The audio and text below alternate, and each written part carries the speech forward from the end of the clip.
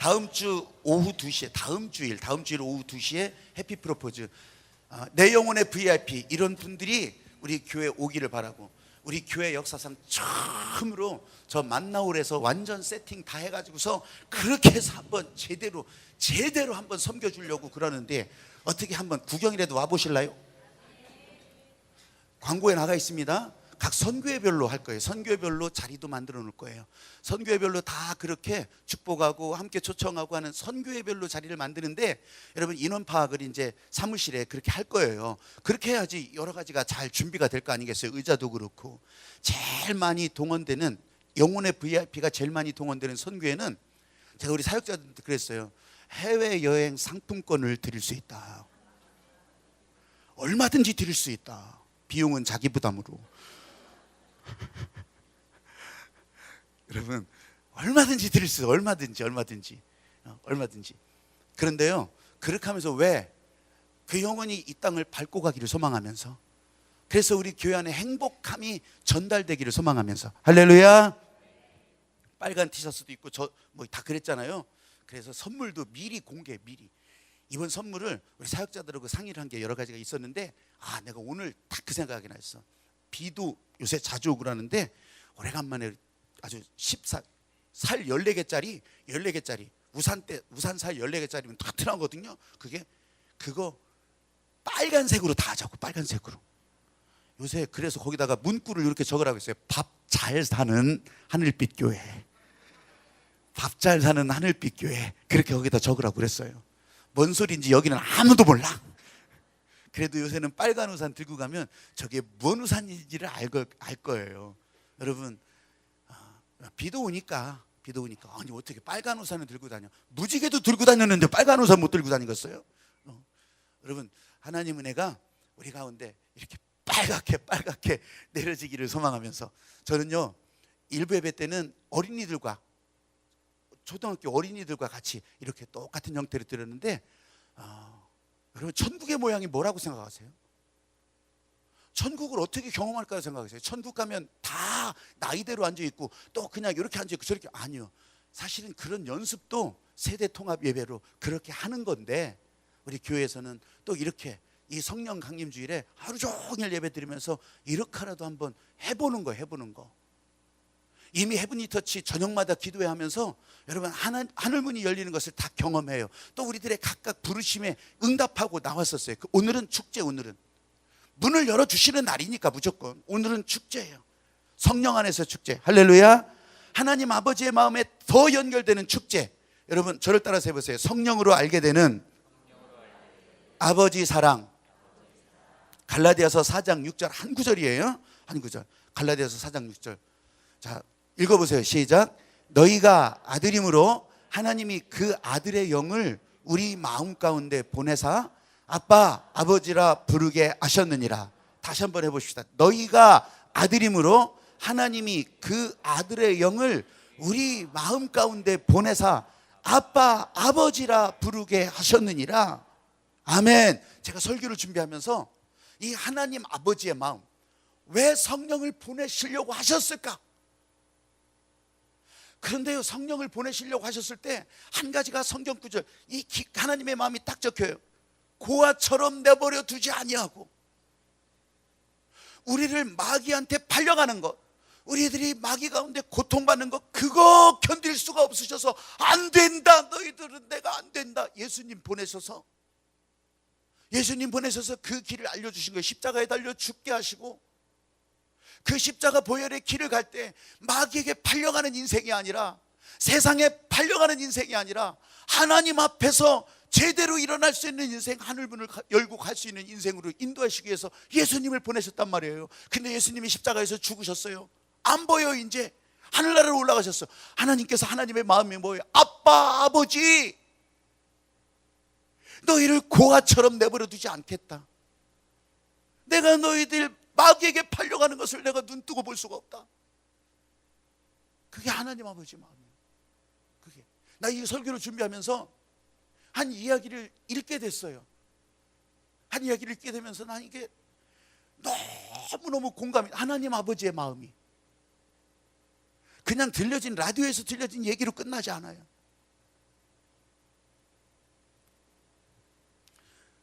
아마 어쩌면 이걸 더 많이 공감하는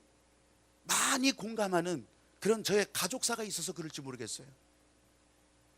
어느 날 제가 초등학교를 다닐 때 어느 날 사촌 형제들이 다 우리 집에 왔어요.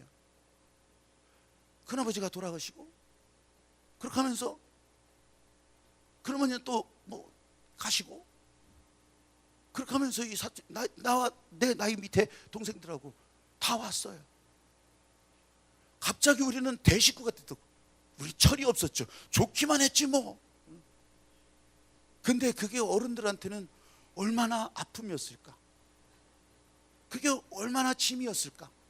할머니가 우리 집에서 그때서부터 계셨는데 그 할머니의 마음은 어땠을까? 나 이 얘기 들으면서 야,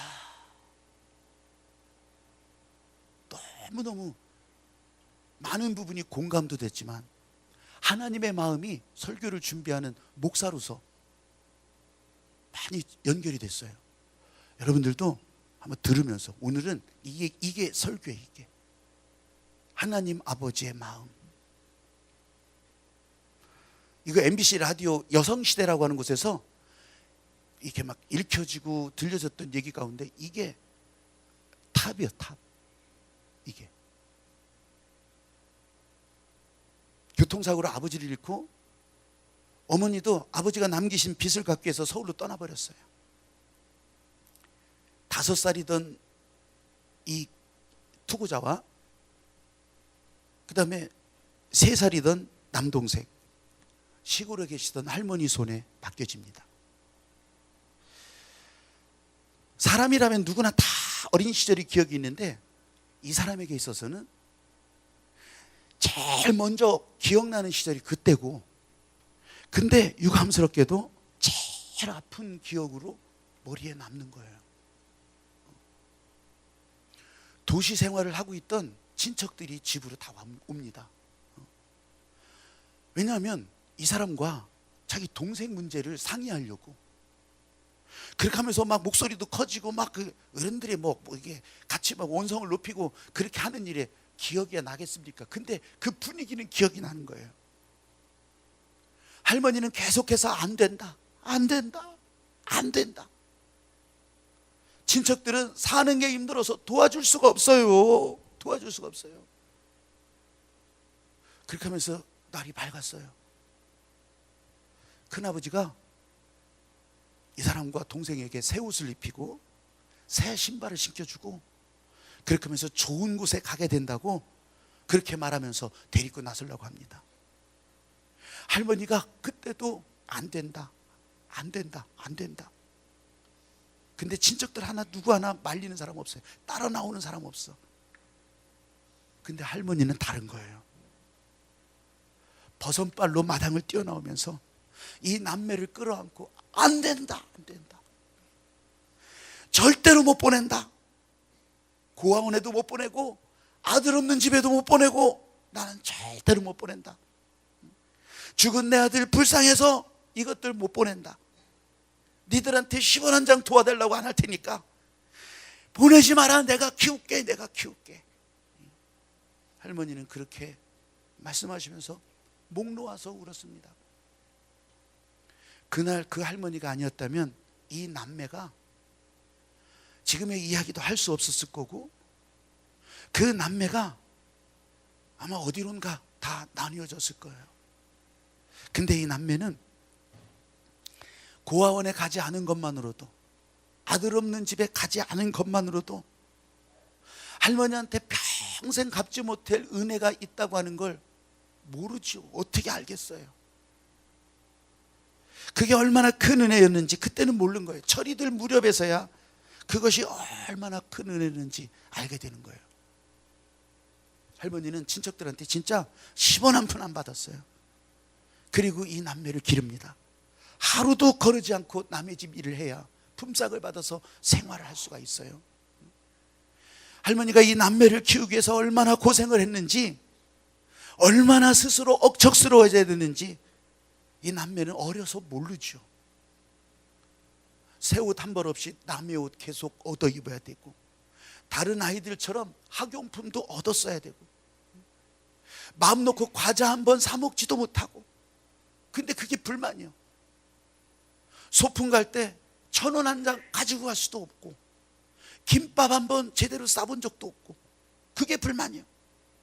운동회 때 부모님하고 손 붙잡고 달리는 그 시간에는 할머니하고 손 붙잡고 달려야 되고, 할머니 밑에서 자란다는 이유만으로도 동네나 그런 친척, 또 다른 학교에서나 어디서나 불쌍한 아이 취급받는 것, 그게 불만이었고, 커보니까 배부르게 먹이지 못하는 할머니 마음이 얼마나 아팠을지, 새 옷 한 벌 사주지 못하는 그 할머니 마음이 얼마나 아렸을지, 남의 집으로 옷을 얻으러 다니는 할머니가 얼마나 많이 고개를 숙였을지, 넉넉하게 화병풍을 사주지 못하는 할머니 마음은 또 어땠을지, 소풍 간다고 김밥 한 번 사주지 못하고 용돈 한 번 주지 못하는 그 마음이 어땠을지, 다른 애들은 운동회 때 엄마와 함께 하는 것을 나이 드신 할머니, 그렇게 뒤떨어지지 않으려고 애를 썼던 그 할머니 마음은 어땠을지, 어디서나 애비엄이 없다고 손가락질 받는 손자들을 보면서 얼마나 가슴을 쓸어내렸을지, 이런 할머니 모습이 싫고 창피했을 뿐이라는 거예요. 할머니는 남매를 위해서 자기 삶을 다 포기한 거죠. 자신의 체면이나 얼굴을 모두 다 버리고 오직 이 남매를 키우는데, 앉았다 하면 신세한탄을 해서, 앉았다 하면 불쌍한 손주들 이야기하면서, 그러면서 연필 한 자루 더 얻어오고, 과자 한 봉지 더 얻어오고, 그 덕분에 이발소 가서 머리를 공짜로 깎을 수가 있었고, 그 덕분에 짜장면 한 그릇이라도 공짜로 먹을 수가 있었고, 할머니는 그렇게 이 철없는 남매를 기르시면서 아주 한없는 사랑을 베풀어 주셨던 거죠. 새참으로 일하러 갔다가 새참으로 나온 빵, 그거 배고픈데 안 먹고 애들 갖다 주느라고, 나물 뜯어서 장에다 갖다 팔을 나리면 그러면 들어오면서 순대 한 봉지 사오는 거고, 동생과 이 남매들이 싸우면 그러면 이 회초리 갖고 때려주죠. 그러면 이 다리에 이 붉은 자국이 그렇게 난 걸 보고서 약 발라주면서 눈물을 훔치시는 할머니, 맛있는 과자는 마음껏 사주지 못하지만 개떡을 쪄주고, 가마솥에 붙은 누룽지에다가 설탕 뿌려서 이렇게 또 맛있다고 주고, 비 오는 날이면 고추밭 이렇게 덮는 비닐을 가지고서 학교 가기 전에 애를 다 칭칭 감아서 빨래 집게로 그것을 다 물려주고, 너 학교 가서 애들이 우산 없다고 놀리면 이게 옷 하나도 안 젖고 오는 방법이라고, 너도 그렇게 해보라고 자신 있게 말하라고 그렇게 알려주던 할머니. 비록 가난해서 봄이면 나물 뜯어 팔고, 여름이면 물고기 잡아다가 어죽집에 팔고, 가을이면 도토리 따다가 묵집에 팔고, 겨울이면 마늘독이 베이도록 까서 돈을 벌어야 했지만, 어쩌면 커서 보니까 그 할머니와 지내던 유년의 시간이 너무 좋은 시간이었다는 거죠. 그래도 성장할 때는 사춘기에 자기 마음을 몰라주는 할머니가 너무 미웠고 부끄러웠고 버릇없이 굴고, 할머니가 부끄럽다는 생각은 했으면서 고생하시는 할머니가 불쌍하거나 안쓰럽다는 생각은 한 번도 못하는 이 남매들, 할머니를 생각하면서 눈물을 흘렸겠어요? 할머니를 생각하면서 위로를 했겠어요?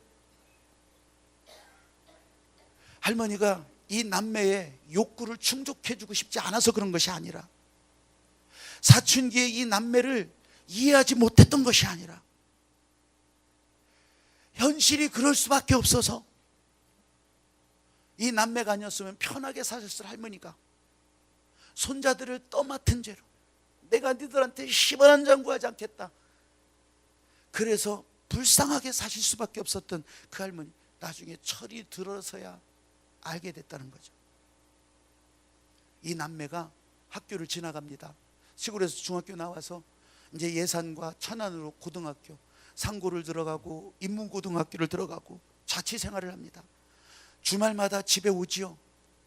집에 오는데 냉장고를 열어보면 우유곽이 가득한 거예요. 그것도 날짜가 지난 우유. 빵도 거기 잔뜩 있어요. 아니 왜 빵하고 우유를 이렇게 잔뜩 냉장고에다 두냐고. 이거 유통기한 다 지나서 어떻게 먹냐고. 다 버려야 되는데. 그럼 할머니는 얘기하는 거예요. 이게 새참으로 줬던 거 안 먹고 갖다 놓은 걸 알아요. 남들 새참 먹을 때 나도 먹고 싶지만 목구멍으로 니들 생각해서 넘어가간디. 니들 생각이 나서 이게 넘어가질 않아. 그런데 날짜 지나서 못 먹는다니. 이거 어떡한다냐. 어떡한다냐. 그런 할머니를 한 번도 가엾다고 생각 안 했고 한 번도 안쓰럽다 생각 안 했다는 거죠.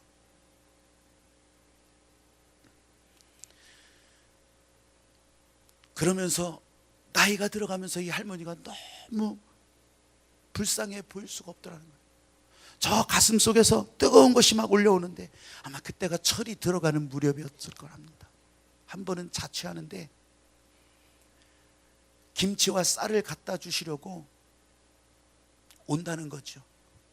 제발 아침 잡수고 오라고 다 신신당부한 거예요. 근데 이 할머니는 아침 7시부터 차 타고 와서 그렇게 천안까지 와서 그렇게 약속한 시간에 일찍 왔으니까 3시간을 그 터미널에서 혼자 서성이며 기다리다가 배고프니까 뭘 먹었겠어요? 안 먹었을 거예요. 그래서 시간 맞춰서 이 손녀가 나가보니까 그때서야 목이 빠지게 기다리고 있던 것처럼 그렇게 만나게 되는 거예요. 아니 아침 잡수고 좀 천천히 나오라니까 왜 아침부터 나와가지고. 여러분 할머니 마음 이해하세요?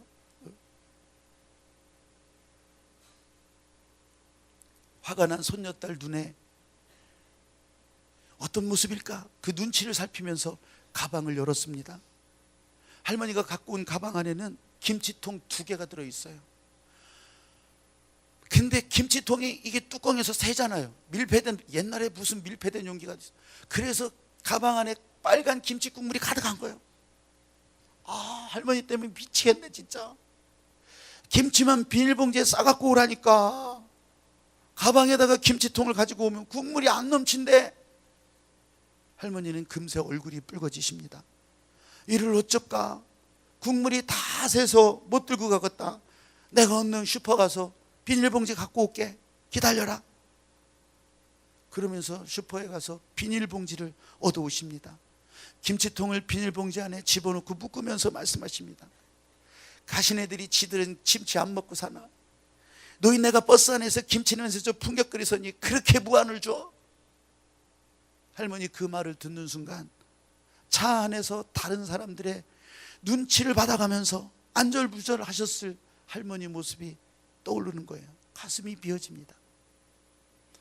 할머니는 김치 전해졌으니까 그만 가봐야겠다. 그렇게 일어나시면서 들고 오신 이 김치 담아왔던 가방 한쪽 지퍼를 엽니다.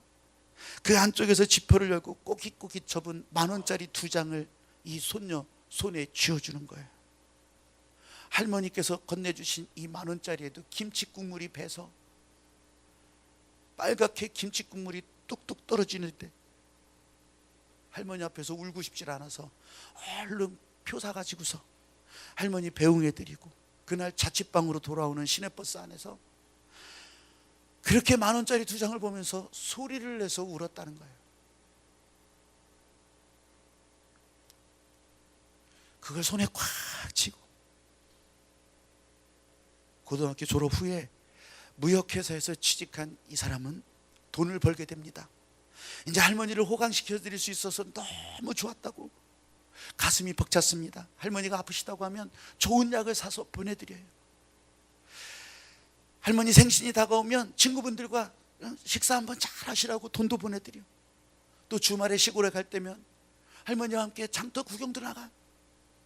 명절에는 할머니를 모시고 레스토랑에 가서 돈가스도 사드리는데 돈가스 접시, 그 돈가스가 나오면 돈가스에다가 따로 나온 사이다 것까지 쫙 먹으면서 이야, 그 양도 별도 안 되는 것이 이렇게 맛나다냐? 이런 거라면 내가 몇 접시라도 먹겠다. 그 할머니의 말에 또다시 눈물이 꽉 차는 거예요. 그까지 돈가스가 얼마나 된다고 이제서야 그걸 사드리게 되네. 그러면서 자기 돈가스 접시까지 할머니 앞에 내드립니다. 그러면서 열심히 드시는 할머니 머리를 보니까 이제는 하얗게 서리가 다 내려서 그 할머니 보면서 내가 이게 맛있는 건 이제 무엇이든지 사드리리라. 남들 먹는 거 맛있는 거 있다고 하면 한 번씩은 다 맛보여 드리리라. 좋은 옷도 입혀드리고 좋은 데 구경도 시켜드리고. 그런데 할머니가 말씀하는 거예요. 야, 우리 손녀딸 좋은 사람 만나서 시집가고 이쁜 새끼 낳아서 사는 거 먹고 죽으면 내가 소원이 없겠다. 진짜 이 사람은 할머니 소원대로, 할머니 기뻐하시는 대로 좋은 사람 만나서 결혼을 하고 이제 돌을 맞는 예쁜 딸까지 두게 되는 거예요. 그때가 할머니 팔순이 되어갈 때입니다. 팔순이. 그렇게 억척스럽고 그렇게 질기게 이 남매를 키우셨던 할머니, 이제 진짜 80의 할머니가 된 거죠. 허리도 구부러졌고 검은 머리 한 가닥도 없고 너무 늙으셔서 음식 맛도 제대로 내지 못하고 누룽지에 설탕도 못 뿌려주고 같이 봄나무를 뜯으러 갈 수도 없고 도토리묵을 만들 수도 없고, 그래서 가슴이 아파오는 이 철이 난 손녀딸입니다. 할머니 하면 낡고 다 해진 고무신 한 짝이 떠오른다는 거죠. 헌 고무신처럼 평생을 마음껏 그렇게 가지지도 못하고 지질이 고생만 하신 할머니. 이제 할머니가 자기 곁에, 80이니까 자기 곁에 있을 날도 얼마 남지 않다는 것을 알게 됩니다. 꽃으로 태어났지만 들풀 잡초처럼 사셔야 했던 이분의 인생, 이제라도 화사한 꽃으로 살기를 소망했던 거죠. 여러분, 우리들의 부모님들, 내가 하나님의 마음을 좀 보라고 했잖아요.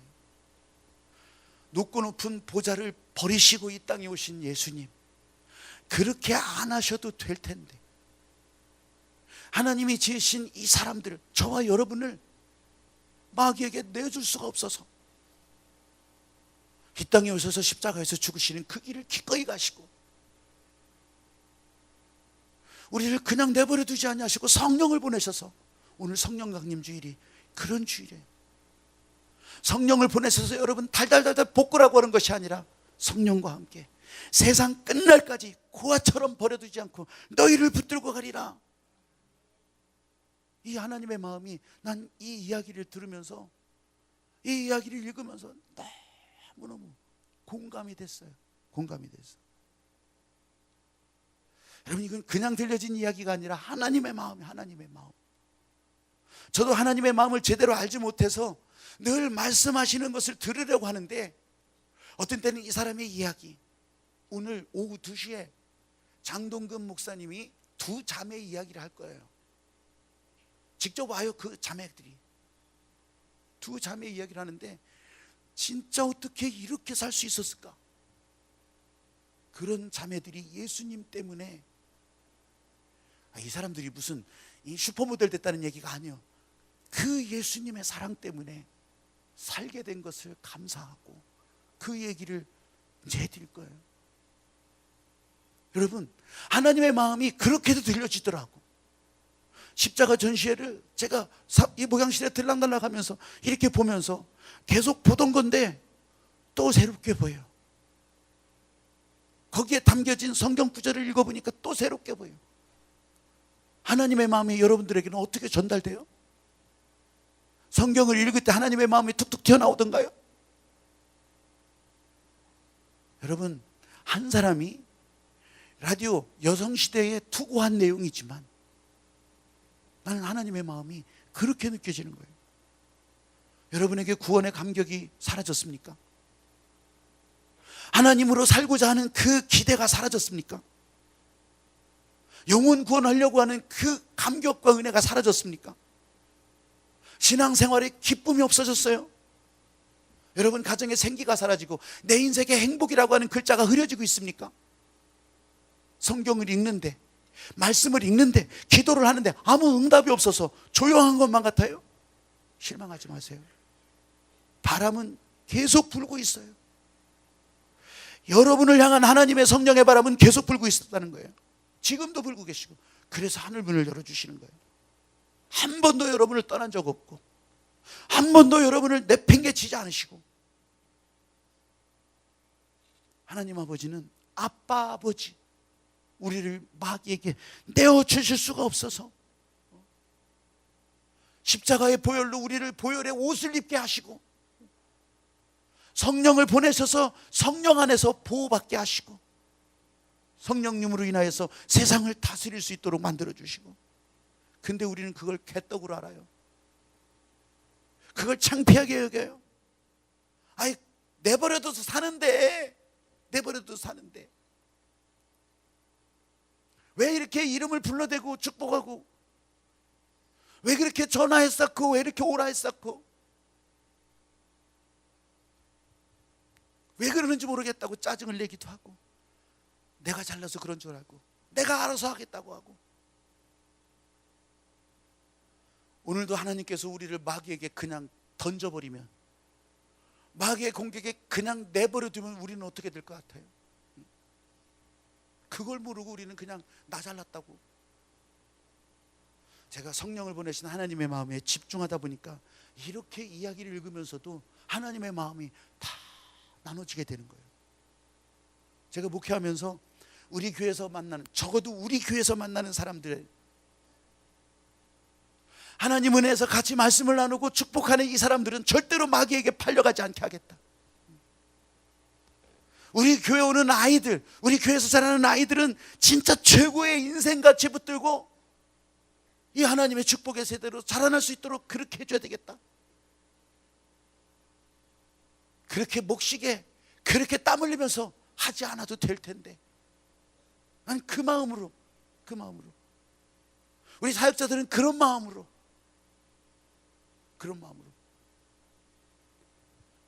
근데요, 세상의 즐거움을 얻는 대신 내 영혼을 팔아버리는 사람들이 있어요.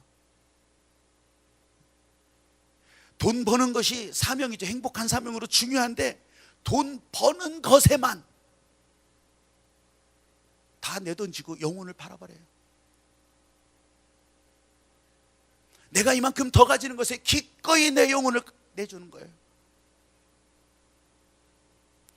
뭐 이런 말 한다고 해서 얘기는 듣겠습니까? 그러면 걱정도 안 하죠. 그런데 어떡합니까? 목사니까. 그래도 목사가 기도하는 것이 이 영혼들이 마귀에게 팔려가는 것을 막는 일이고, 쉴만한 물가 푸른 초장으로 인도하는 이 목사의 사명인 것 같아서 우리 사역자들도 그렇게 그런 고백을 가지고, 아까 할머니가 손주들을 끌어안으면서 절대로 보낼 수가 없다, 절대로 고아원에 보낼 수가 없다, 절대로 마귀에게 팔려가게 할 수 없다, 내가 도와달라고 할 테니까. 여러분, 이 마음을 가지고, 하나님의 마음을 가지고 그렇게 수고하는 교사들, 그렇게 섬기는 사역자들, 그렇게 목사님들, 여러분 길거리에서 만나면 무시하고 피하고 싶고 만나고 싶지 않은 얼굴인가요?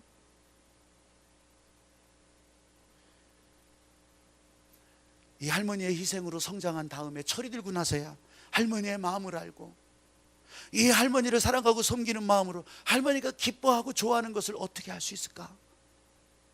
우리는 어떤 마음입니까? 하나님께서 진짜 기뻐하시는 일이 뭘까? 하나님이 좋아하시는 일이 뭘까? 성령님은 뭘 기뻐하실까? 그걸 우리 각각에게 다 일일이 구체적으로 알려주시진 않죠. 근데 오늘은 말씀하시는 거예요. 아까 예배 시작하는 영상에서부터 오늘 여러분 첫 단추를, 교회의 시작, 성령 강림절이 진짜 교회의 시작이에요. 교회가 이렇게 시작된 거예요. 하루 종일 예배로, 여러분 2시에 4시에 그리고 7시 반에 계속되는 이 예배 가운데 똑같이 이렇게 예배드리, 아니요, 그냥 우리 성령에 끌려서 우리 찬양하면서 마음껏 기도하고 마음껏 찬양하고,